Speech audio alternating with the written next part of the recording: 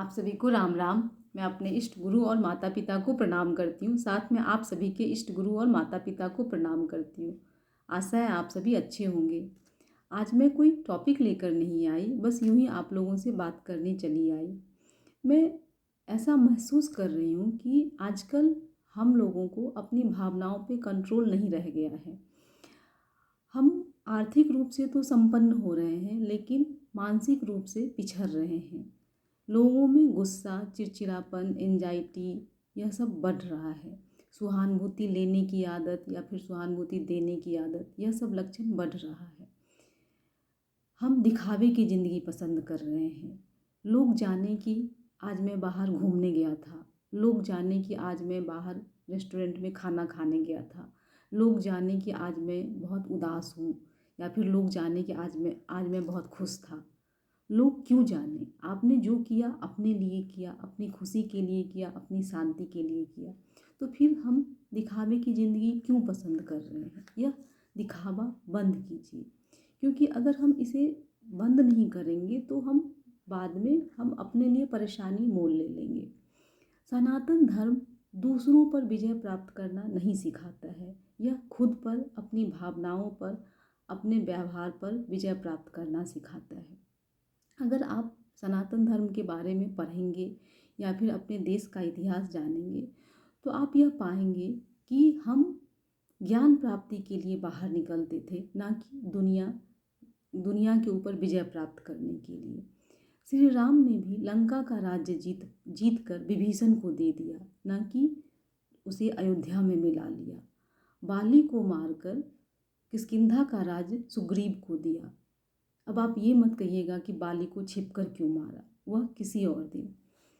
तो कहने का तात्पर्य यह है कि हम दूसरों पर विजय प्राप्त करने के लिए नहीं आए हैं, हम खुद पर विजय प्राप्त करने के लिए आए हैं।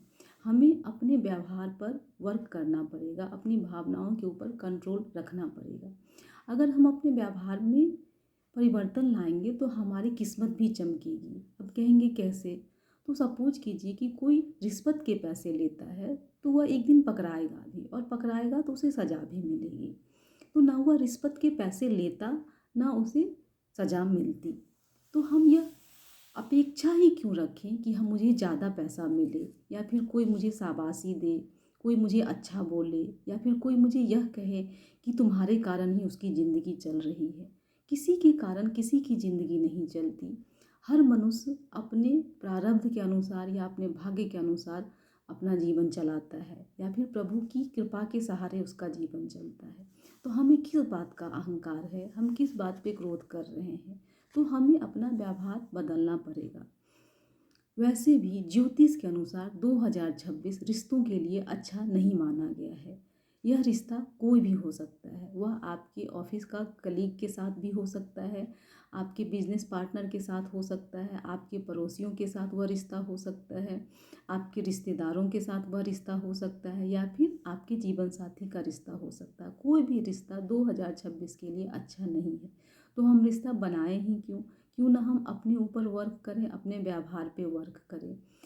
रामचरितमानस में एक बहुत प्रसिद्ध चौपाई है कि बड़े भाग्य मानुष तन पावा, सुर दुर्लभ सब ग्रंथ ही गावा। यानी कि बहुत पुण्य के बाद मनुष्य का जीवन प्राप्त होता है, और यह मनुष्य का जीवन प्राप्त होता है इतने मुश्किल के बाद, और हम उसे आसानी से गंवा देते हैं। दूसरों को दिखाने के चक्कर में उसे गंवा देते हैं। तो ऐसा मत कीजिए। अपने व्यवहार पे वर्क कीजिए, अपने ऊपर वर्क कीजिए, और अपनी किस्मत को चमकाइए। यकीन मानिए, अगर हम अपने ऊपर वर्क करेंगे तो हमारी सारी परेशानियां समाप्त हो जाएंगी। हम दिखावे के होड़ में बढ़ रहे हैं, जो कि नहीं होना चाहिए।